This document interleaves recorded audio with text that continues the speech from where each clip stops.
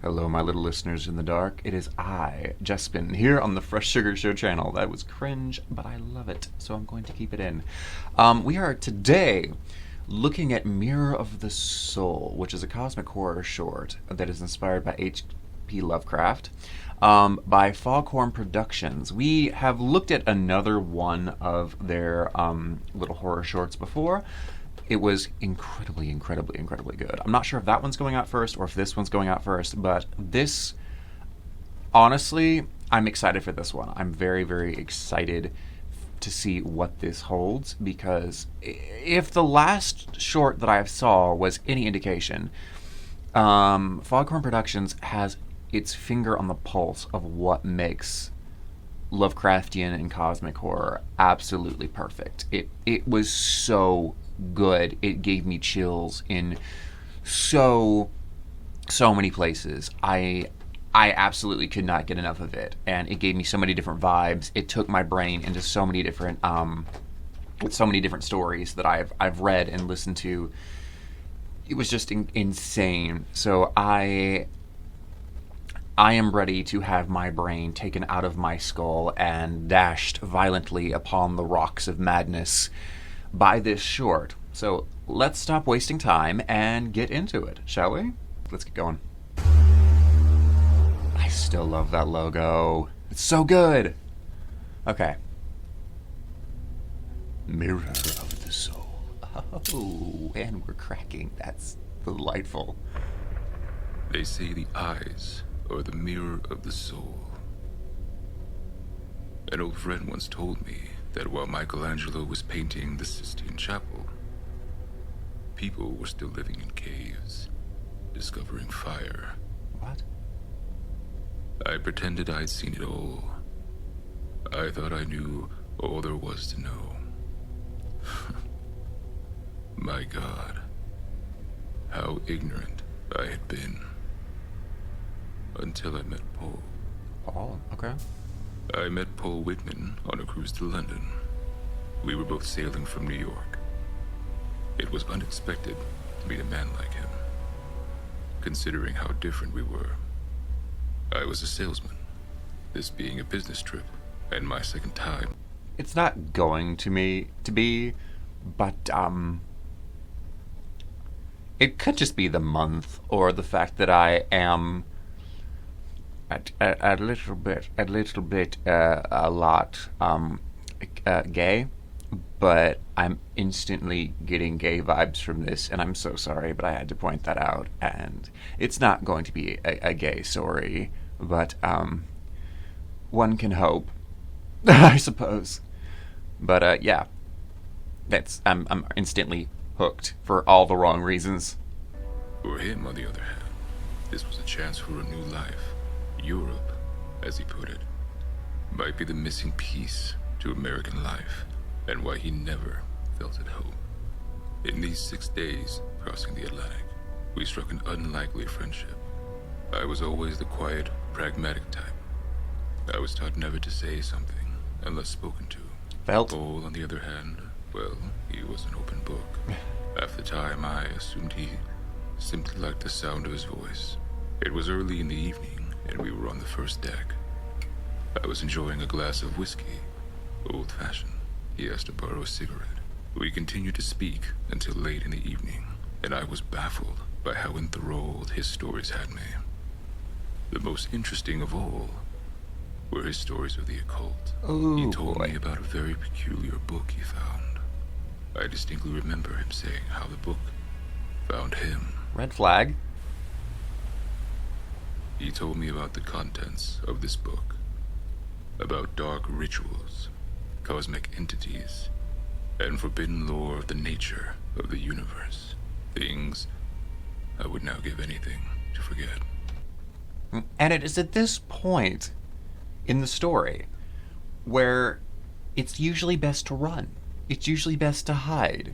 The second anybody starts telling you about ancient books of lore and cosmic entities far beyond human comprehension, get the hell out of Dodge.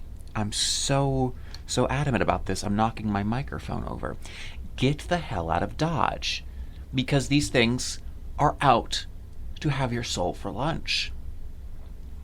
And half of them don't even care that you exist. They just do so passively. Let that sink in. I need to fix my microphone. It's like... I guess it kind of comes to mind like how easily it is to be pulled into something truly dangerous when you don't believe it exists. When you don't believe in any of these things and somebody else is just like spouting these things off and you like them and you're like, oh, I'll humor you, sure. And suddenly you're in possession of knowledge that the universe deems unworthy for you, like the universe is deeming you unworthy of knowing, and suddenly you're having to deal with Nyarlathotep and at the gates of madness. That's probably not the same thing. I'm crossing over several things, but you get what I'm saying. Like, it would be I think it's almost worse not to believe in this universe, because you just get sucked into everything, where it's like, if you believe, you can say no. You can instantly be like, no, you're going to stop right there, and I'm going to walk the other way, because I know this is probably real, and I don't want the details. But yeah, I'm only 2 minutes in, and I'm rambling. I'm suckered in so hard. At the time, I patiently listened. It was starting to get cold, and I wasn't dressed properly, but for some reason, I just couldn't keep away. The next morning, I awoke and waited for him on the first blue deck, eyes. but he was nowhere to be found. I asked around about this young man, but strangely, I couldn't find anything about his whereabouts. Apparently, there was no cabin for a poor Whitman. Later in the evening, I made my way back and, as if answering my plea, found Paul standing there. What's happening? He asked for another cigarette, and then asked if I wanted to hear the rest of his story. Naturally, I said yes. Perhaps it was the way he spoke, or the stories he filled my head with, but somehow, Paul looked different. His blue eyes seemed to sparkle, as if the very cosmos That is were an trapped intense inside look. those two round orbs inside his skull. What's more, his very presence felt different. Despite his patchy clothing, which was falling apart at the seams, or his rugged appearance, I felt a sense, or should I say connection, to this man. It was somehow calming, and yet terrifying. I still don't know why I welcomed his presence the first time we met. Perhaps he reminded me of my upbringing, growing up on a farm, seeing my father looking similarly, knowing he died a drunk, without a penny in his pocket. I wanted to believe I felt compassion for this poor man. Looking back, I see now my thoughts were not my own. I convinced myself that he was something more, a rarity, one that has so much more to tell. The stories he told me that day ruptured something deep within my psyche, and perhaps even my soul. Phrasing there. Like a web of madness, each tale more unsettling than the last, as Paul revealed more twisted abominations that defied the laws of nature. He spoke of forgotten cities in the desolate corners of the earth, where the very fabric of reality seemed to warp and twist. His hands trembled as he recounted his own brush with the unknown, a brush that left him forever changed. We continued to speak to one another over the next 4 days.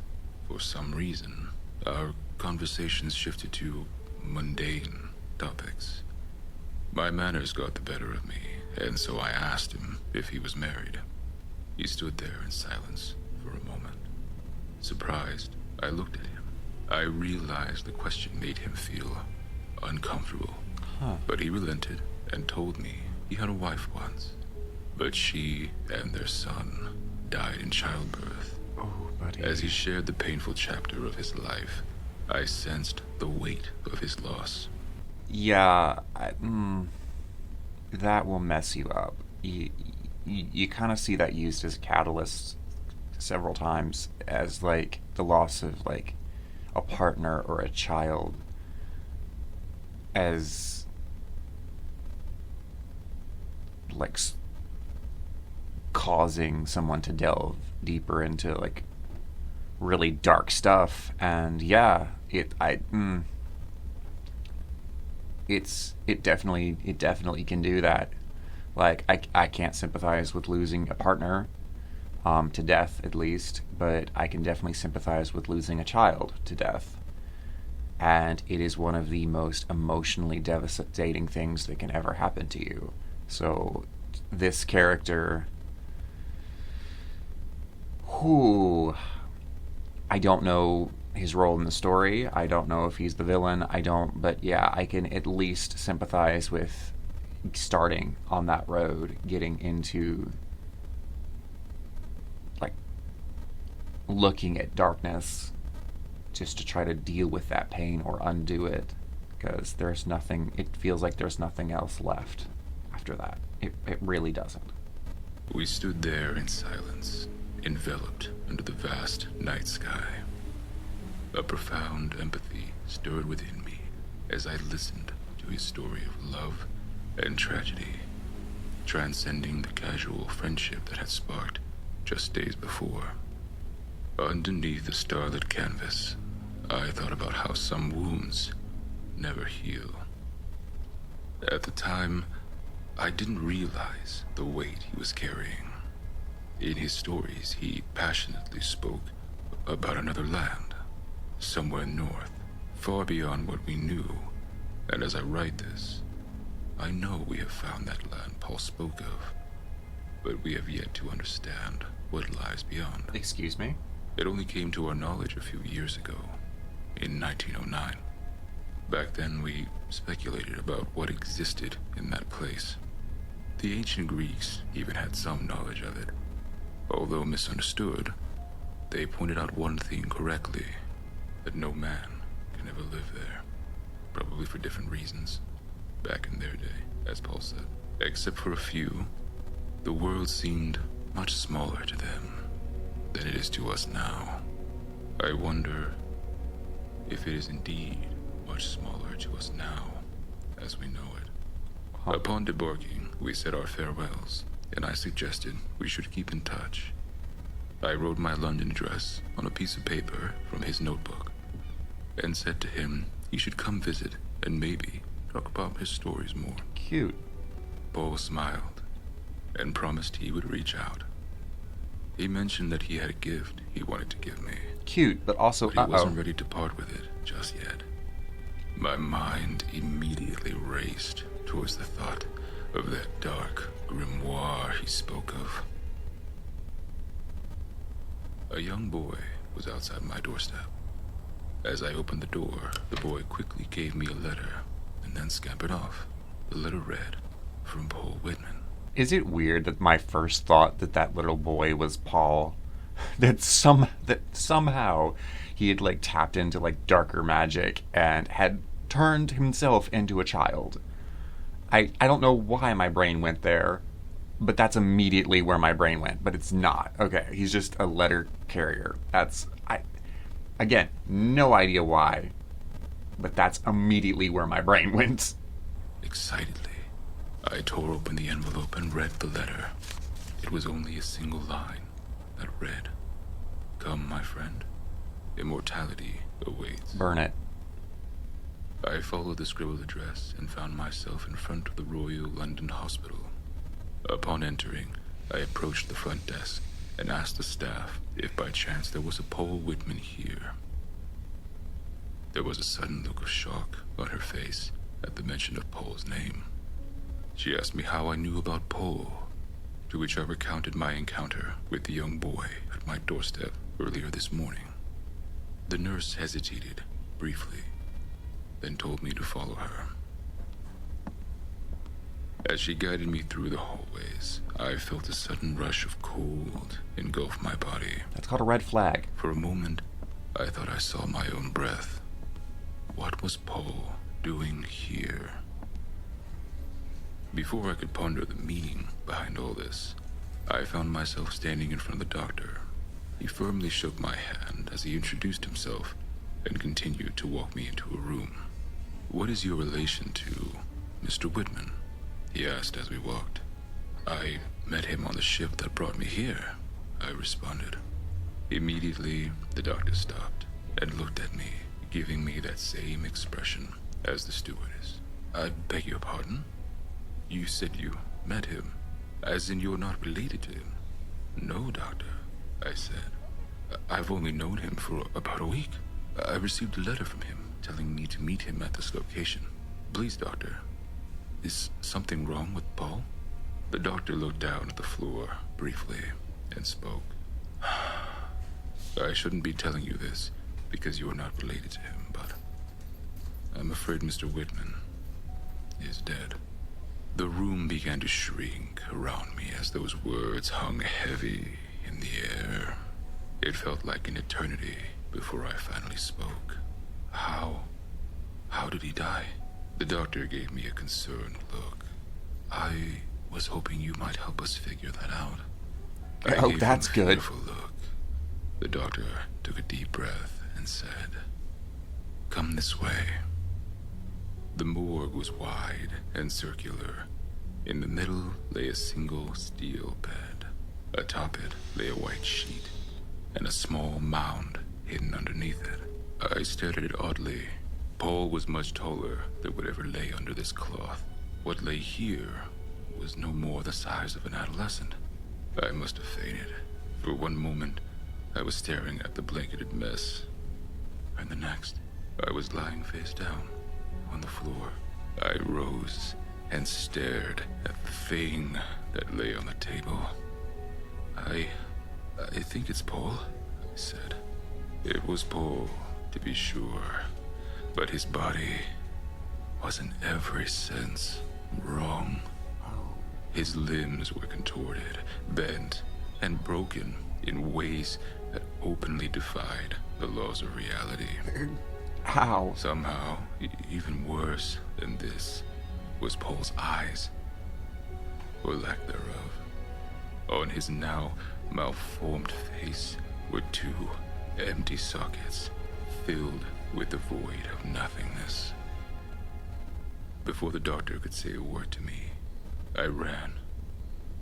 Why would you... Why would you run from that situation? Your friend has been completely... Like, his whole shape has changed. His eyes are missing. And he was telling you stories of, like, insanity. And maybe, just maybe, you don't want to get more... Maybe you want to get a bit more information about what might have happened so that you can know what's maybe coming? I mean, to be fair, this dude has no idea that knowing those things can bring things to you, but, like, the letter literally said to come to the hospital. Immortality awaits. Something is in the works, buddy boy. And you're now part of it. You should have gotten some more information about what was happening to old friendo, so you could maybe counter it, or at least know what the hell is about to smack you in the face with all of its cosmic fury. Just saying. And I did not look back. As I got home, I kept thinking of what I saw. The image burned into my memory. I'm kind of a Paul's little bit... face, There it is. his parted lips, the wide open jaw, the red in his cheeks. Despite the horrible He looks happy. malformations on his face, I couldn't help but create an image of how Paul faced his final, agonizing moments with a smile on his face. I twisted the events in every impossible way, and yet I could not answer the riddle of what happened to Paul Whitman. You ran before they could tell you. Several days had passed, Oh. and I was finally getting back to some sense of normalcy in my life. I had come home from Here we work go. one day to find a package on my doorstep. I picked it up and examined it. No address anywhere to be found.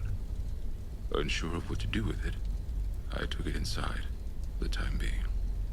After having my supper, I poured a glass of liquor and sat by the fireplace. You're gonna need it. I decided to open it. The box was light, almost empty. But as soon as I lifted the lid, the blood left the tip of my fingers. From within, a pair of blue eyes were looking back at me, rolling around in that velvet box. I threw it in the fire. Immediately, I realized what or whose they were. I turned around and rushed to the front door, trying to get out and alert the police. But I found myself locked inside. For a moment, I felt panic gripping my mind. But I knew I must have locked the door on my way in. Did you? So I looked for the key in my pocket. I found it and pushed it in to the lock. But to my surprise, it didn't fit. From behind me, I could hear something. The sound of laughter. I went back into the room, and I saw a shadowy figure. He chuckled as he turned around. I knew this man. I recognized his patchy clothing, the sound of his laugh, and that smile. Oh, that horrible smile. I saw Paul Whitman. Not understanding what happened, I asked him if this was a circus act he likes to play. He continued to look at me, intrigued by my presence and demeanor. "What are you doing here?" he curiously inquired. To which I replied, "I saw your body today, Paul. What is going on?" Wait a minute. Why is Paul asking why dude is there? It's his house. Unless they've, like, jumped to a different... Oh, they probably have. This probably isn't... They've jumped planes of reality, haven't they? Okay, yeah. That makes sense. It's just like, it caught me off guard, because he's like, "What are you doing here? It's dude's house." Like, what do you mean? What do you mean, what are they doing here? Oh, this is... Okay. Creepy AF. Okay. "Did you?" He promptly interjected me. "I got a package. Dear God, I have to call the police." "Oh, but what good is calling the police?" What are you?" My voice trembling as I spoke. It would be easier to show you." He points to a floorboard which began pumping violently, almost breaking from the impact coming from beneath. I leapt back as the floor finally burst open, sending splinters and debris flying about. I felt my back hit something. I turned around to see Paul standing behind me, Excuse me? grinning that insidious smile, hollow eye sockets as black as the void. In his hand, he was holding a crowbar. He lunged at me, trying to force me down into the pit beneath the floorboards. Somehow, despite his twisted appearance, his strength was still only that of a man. Jesus With Christ. all my might, I wrestled free from him, taking the crowbar into my hand. I raised the iron above my head and swung down with all the force I could muster. The impact made his head snap back. He's blood already gushing dead. from What his do you mouth think you're gonna onto the do? carpet. His body started twitching, and as I stood, Paul looked back at me, and I could see his eyes, bright blue, pleading for his life. I hit him once again, then again, in a frenzy that took over, I started smashing every piece of his body. You're lost, buddy. You're lost to the void. Until my arms felt numb. I hate to tell you. I stared in disgust at my horrible act. Paul's face was now an unrecognizable, bloody mass that sat Fantastic atop art. his neck. In the aftermath of that gruesome act, I stood amidst the shattered remnants of Paul Whitman's body. The room was silent, save for the crackling flames. But in is the it real, fireplace. though? I was gasping for breath, the realization of what I had just done, slowly setting in. I stumbled backward, attempting to make sense of this nightmarish event. The fireplace cast shadows across the disarray, as if the room itself recoiled from the malevolence that unfolded within its walls. I sank to the floor, haunted by the frenzied assault. The crimson stains on the carpet seemed to seep into my conscience, promising an everlasting mark. The silence hung heavy, broken only by the echo of remorse. Oh, buddy. I pulled his body and crammed it beneath the wooden floorboards, nailing it shut. That's not gonna Then pulled the do carpet over much. it, finally wiping away any traces of Paul's existence. Until he rots under your The floor. next morning, I left back for New York. A few months pass, and I get a letter. That's not a It good bore no sigil. return address, only my name scrolled across the front in a shaky hand that seemed to echo the horrors I thought I had buried in London. I hesitated before breaking the seal. Why would you do that? Cold sweat forming on my brow as I unfolded the worn parchment within. Dear friend, I hope this letter finds you in good health. I trust that you've had time to reflect on our shared experiences. You see, death is not an escape, nor is it a resolution. It is but a transition, a passage to realms beyond your comprehension. I watched as you tried to bury the memory of that night, as if sealing my existence beneath the floorboards would somehow free you from the consequences of your actions. Alas, my dear friend, you cannot bury the truth as easily as you buried my body. The box you received, the eyes that stared back at you, they were but a glimpse into the nature of what lies beyond. A gift. And what have you done with it? To say I'm disappointed in you would be an understatement. What were you expecting? I admit, I haven't told you enough. I wish we had more time, but I sent you a gift. The mirror of my past, of my memory, imprinted on my soul. You chose to destroy it. You sent him eyes in a box, my dude. Maybe put instructions first. Maybe don't send someone body parts randomly in the mail. Maybe that would be a good idea. Just saying. First thought that pops in my mind, don't send people eyes in a box. Doesn't seem like that complicated a concept. Body parts, usually negatively received, usually have some pretty dark connotations. If it's going to be the mirror of reality, maybe put some instructions on the fecking lid. Just saying. Reality is a fragile construct, and you have shattered it with your own hands. We will see each other again, but until that fateful moment, yours in eternal torment, Paul Whitman. As I read those words, a chill gripped my soul. The art style in this is insanely good. The specter seemed to linger in the room. I crumpled the letter, but its malevolence message clung to my psyche like a leech. I took a step back, and the wooden floor cracked beneath my feet as I lifted my head to see an antique mirror standing in front of me, with its reflective surface seemingly untouched by time. The mirrored image unveiled a shadow wrapped in an unsettling, hollow, and haunted presence. Through the eerie silence, I found myself locking eyes with the figure reflected before me. I heard a whisper, and I answered back. Dear Paul, I hope we'll see each other soon. Your friend in torment, Edgar.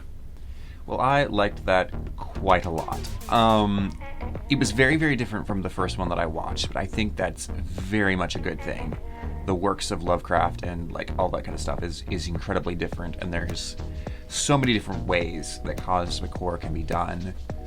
The first one, I think, was a lot more of like a cosmic horror doing something and like flexing its power over people, whereas this one, it very much just it was things beyond the realm of human comprehension, and like someone who, through no fault of his own, just got swept up into it by someone who really, really should have explained more and didn't, and it just got out of hand, and it was so well done. The story was incredible.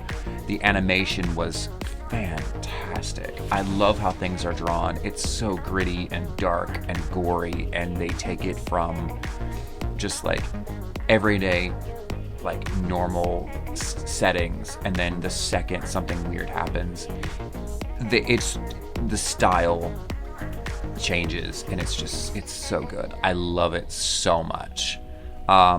Foghorn is very quickly becoming one of my favorites. We're going to be doing a lot more from them, but also we're going to try to find some other people to shed some light on and hopefully react to.